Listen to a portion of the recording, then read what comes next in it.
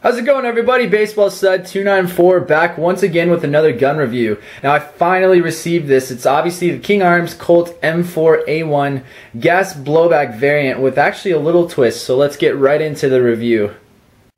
Alright, now the first thing you guys will see when you open up the box will be, of course, the King Arms instruction manual. Just like any other airsoft gun that you were to purchase, hopefully this should be included. You will also see an evike.com warranty card, so it actually goes through what is covered, what is not covered, how to go about using the warranty, anything like that. So that's always crucial to keep track of, as well as in the middle there a little to do and what not to do card. It seems pretty generic. It talks about charging batteries, which is not an essential piece obviously for a gas blowback gun, but it can be nice to read just for a little bit of humor or general based knowledge.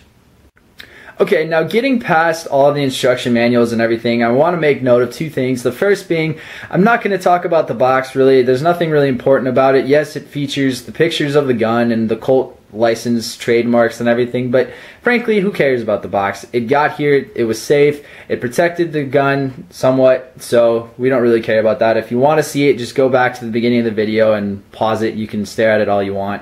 I do want to talk about the styrofoam just for a split second though. I like that all the King Arms guns come with this slate or dark gray colored styrofoam as opposed to the crappy white stuff that always flakes off. It gets stuck to the gun. It's hard to pick up, so it's really frustrating, and it doesn't feel like that really helps protect your gun that much. But this is definitely more shock absorbent, so thumbs up to you, King Arms. So we're going to remove the veiling here, and as I mentioned, this is not exactly the M4A1. It's actually the Magpul variant, so that's a little surprise. Now it's not going to be actually licensed. I've been interested in this and I haven't found anything that actually says MOE, which stands for Magpul Original Equipment. Because this is airsoft, most of the Magpul licensed accessories will actually say PTS. So all of the accessories from Magpul on this gun will actually say PTS or Professional Training Systems. So that's an interesting side note. But inside the box you'll receive a few different things.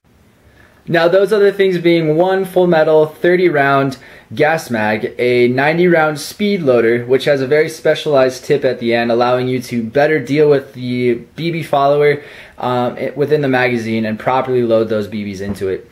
A standard M4 length King Arms cleaning and unjamming rod, as well as you get 4 different speed buffers, which will be the little red rings inside of that plastic bag in the bottom right, and 2 different valve blockers, one being for higher gas flow, one being for lower gas flow, and basically it allows you to achieve either higher feet per second or lower feet per second, so kind of a nice inclusion. Another important side note to mention with those speed buffers, the red rings there, what those do is you put them in the buffer tube and they allow you to have higher rounds per second or rounds per minute, whichever you prefer, or less. Now, being that the gun is an open bolt system, the bolt does lock back upon running out of BBs. The gun, when it came to me, actually had the second to thinnest ring installed. Now, that being said, any of the rings except for the very thinnest, the smallest one, the open bolt system will not function, so you can just keep dry firing essentially. So you'll have to go ahead and replace that and put in the thinnest ring if you do want to use the open bolt and have the bolt system locked back. So that's just an important thing to know. Okay, now getting to the gun itself, it's composed of 95% metal, with the internals all being completely metal, of course, being that it's a gas operated gun, and the only plastic or polymer parts on the externals would be the Magpul accessories, so that being the shrouding or the handguard, the pistol grip, and the stock itself. Now looking at the stock, it'll function similar to an LE or law enforcement style stock. It has 6 positions, and in order to lock them into place, you simply push down the tab and move it back on the buffer tube, and it'll lock and click once it's in its set location. And once it's there, it's not going to move on you. It also has a rubberized butt plate, which is screwed by 3 separate screws into place into the stock itself, which can be unscrewed and replaced if you so choose so. Now also, being that it is a Magpul and PTS licensed piece of equipment, it of course sports that, being that PTS is engraved here, it says Magpul Industries on the top, and it has a Magpul industry symbol on the actual butt plate itself, and it'll say the same on the reverse. Alright, now looking at the upper and lower receiver of the gun, it does support a significant amount of engravings and trademarks. Now I know it's a little bit challenging to actually read what they say, so I'll read them out for you guys in case you're curious. Starting at the top of the pistol grip, it does say Magpul PTS. Moving to the standard M4 M16 style fire selector switch with your safe, semi-on auto, all engraved. Then moving to above the trigger well, it states Colt's Manufacturing Company, LLC, Hartford, Connecticut. And then finally, if you move to above the magazine well, you have your standard Colt symbol, and then it states property of the U.S. government, M4A1 carbine, caliber 6mm, and then has a listed serial number. Now, I'm not sure if that's an individualized. I know a lot of King Arms guns are individual. I didn't get the information on it being individual or generic, so don't quote me on that, but I would assume it is individualized. Now, also looking at the top, since it is the M4A1 carbine, it does have your removable carrying handle. It is full metal and windage and elevation adjustable. Has the 2 different sight apertures, and they comply very nicely with the front post sight, so it's a decently accurate gun. It is winter here, I should mention this, so I haven't really gotten to fire the gun. Gas guns are not very great actually for cold weather, so you better live somewhere warm if this is going to be your primary. So that's just a little side note, but you can remove the carrying handle by untightening these 2 screws here, one here and one here. Just slide that off and put on any optic of your choosing. So it's very versatile in that respect. Okay, now looking at the front of the gun, it does support a real steel style delta ring. So if you're to ever replace your shrouding or your handguard, be sure that it does comply and fit with the real steel style delta rings. Some airsoft ones do not, so that's just an important side note. To access the hop up, this is also important. It's not located inside the dust cover like most airsoft guns are. It's actually going to be below your outer barrel, so you would have to pull back the delta ring and remove the lower piece of the handguard, and then you would find a little wheel at the bottom of the barrel to adjust your hop up. So it's a little bit easier to access. It's not quite as easy as, you know, simply reaching into your dust cover, but you know, with most gas guns, they have to relocate that for obvious reasons. Again, it does support a full one-piece metal outer barrel with, unfortunately, a crappy plastic flash hider. It's not the greatest quality. It's very shiny and reflective. You can see that here. And it does have a locking screws plus the glue underneath the thread. So if you are to remove that, it does reveal a 14mm counterclockwise threading system. However, be sure that you do remove that little screw, otherwise you're going to strip the threads and you're basically out of luck on that.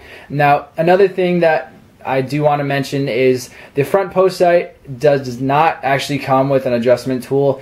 I have other M4s that I can adjust it with because they did provide me with that piece, but King Arms didn't send one in the packaging or the box, so not a crucial thing. I don't plan on really messing with it that much, but if you do ever want to adjust it, you won't have that tool, so you may need to pick one up separately. Alright guys, now getting to some of the little nitty gritty pieces here. To make note, I did order a separate magazine for this gun, being that these gas mags made by King Arms have been known to be terrible. They reject gas. Luckily, the one that it came with, actually, I haven't had any problems with. However, the second one I ordered completely rejected the gas. So obviously your fill valve would be on the back as opposed to the bottom like others. And then you have an interesting thing with the open bolt system here by King Arms. See if I can get a good camera angle on it. The little switch here, you can push up and down when it's in the location it is now. It allows for no dry firing to be achieved with this magazine. If you push it down, then you will be able to have dry firing. So essentially it disables the locking of the bolt or the open bolt system. And then of course on the back you have your purge. It's not advised to push this in to release any of your excess gas because eventually that will ruin your valve. But I mean, if you have barely any valve or any gas left, you can do it. However, again, it's not a good idea to start getting into the habit of that. So, and as always, when you snap it in, it does give you a nice, satisfying, crisp snap. Another interesting thing that I want to make note, just like the real steel M4 or M16, when you put the gun in, or the magazine into the gun, you want to go ahead and charge it. Once you do that, being that it's out of ammunition, the bolt will lock. As you can see here, the bolt is locked in place, so I'll have to release it by pushing the bolt release or the bolt assist, and then that'll lock it back in place. Okay guys, another thing I want to make note of is this gun will function as much like the real steel version as it possibly can. Now that being said, I will have to take the magazine out in order to show you this because I've seen a few people running into this problem. So I'll remove the magazine. Now pretend that I do have that magazine still in. It's loaded with gas and loaded with BBs. You would of course have it in semi or full auto and you would go ahead and be firing, everything like that, right? All of a sudden the game's over, you need to go back off the field, so you have to put it in safe. Now, as you can see, the fire selector switch will not allow me to go completely into safe. And some people have been wondering, oh, my gun's broken, it won't work, why won't I do that? Or why won't the selector switch go back into safe? Now, you can't fire or anything like that, you think it's jammed.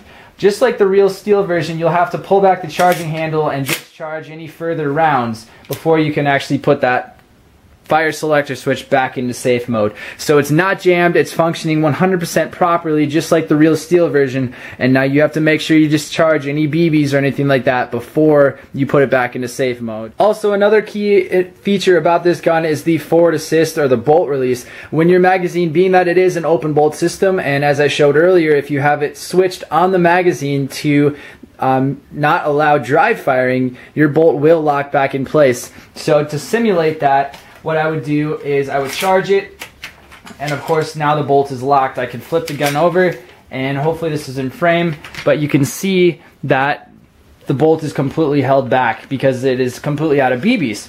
So in order to go ahead and release that bolt, you want to hit the forward assist, being right here, and it will slide your bolt back in place. Now I'll show you the other side. You can probably notice that the bolt did not close properly all the way. In other guns, this would be your spring tension release or your spring release. You could go ahead and push this. It's a little bit challenging, but it does, as you can see, does push the rest of the bolt forward, so it helps to make sure that you have a completely closed bolt when you're done using it. Now the dust cover does close, however, it's pretty tough. I might go ahead and grease this up a little bit, but to be honest with you, it's starting to chip away at some of this metal up here. It's not a very sturdy metal, it looks like, but I always usually leave it open, so I don't have any problems with that. But on this side, just wanted to show that real quick because it hasn't been shown at all yet in this video, but you do have the ability to close your dust cover if you choose to, and it will have the open bolt, so the bolt will cycle and lock back. Alright, now breakdown of this gun is very simple. I'm not going to show it in this video just because it'll be a horrible camera angle, but in order to do it, you would just simply push out this back body pin and the gun would lean forward just like the real steel version. You would be able to access your trigger assembly, your buffer tube spring where you can put in those speed buffers. You'll also be able to access your bolt and all of the internals that you can have. And then when you're done cleaning and lubing or doing whatever modifications you had to do in order to open the gun, you simply close it, make sure that the gun is slid back into place, and then you push the rear body pin back in and you're good to go. So very minimalistic, it's very easy access, and again, it's as real to the real steel version as it can possibly be. Alright guys, now the last piece I want to touch on before I leave you is gas efficiency. That's one of the most important things you can think about when using a gas operated gun, whether it's a pistol or a rifle. That's the most important piece. Now, being that the King Arms magazines are known to have many problems when rejecting gas or leaking gas, I would automatically recommend purchasing some of the GMP magazines or the PMag magazines when you purchase this gun. If you can, make sure you get some that are for the open bolt system. Otherwise, they won't allow the open bolt system to function as an open bolt. It won't lock back. The WeTech magazines, to my experience, will not work. They run on a different gas-operated bolt system, so therefore they're rendered useless in the King Arms guns. So I don't know if I got lucky, if I got the only King Arms magazine that seemed to hold gas as of for now. Maybe after a couple charges and lubing them up, it might work with the green gas better. I'm not sure, but just a word of caution, try and get some extra magazines from other providers as opposed to the King Arms ones until they get their act together and fix that magazine leak problem. As you can see, I did pick up a PMag when I purchased it with at Evike. I'm able to get through 2 full magazines of BBs, that being 30 rounds. It says it can hold 31 rounds. However, never fill these up. They caution you all the time. Do not fill them up with the max amount of BBs. Usually give them 1 or 2 of leeway space so you don't jam and break the feeding tray or the actual BB follower themselves. So other than that, it's been a great gun. I'm very excited to start using it. I hope to get some shooting tests out once it becomes warm, being that it's not really advisable to start shooting these for the cooldown rates and everything like that in the magazine. You'll get horrible rates of fire. They won't be accurate to what they're able to achieve with feet per second or anything like that. So come spring, I'm going to be posting some shooting tests. But other than that, I hope you guys enjoyed this video. Again, this was the Colt M4A1, sponsored and made by King Arms. I shouldn't say sponsored. It is made by King Arms, and it is supporting the Magpul PTS equipment. So I'll have a link to Evike's website where you can pick this up. I hope you guys enjoyed watching this, and be sure to check back for any more updates. And as always, thank you so much for watching, and be sure to leave any questions or comments in the comments section or send me a private message. Thanks, guys.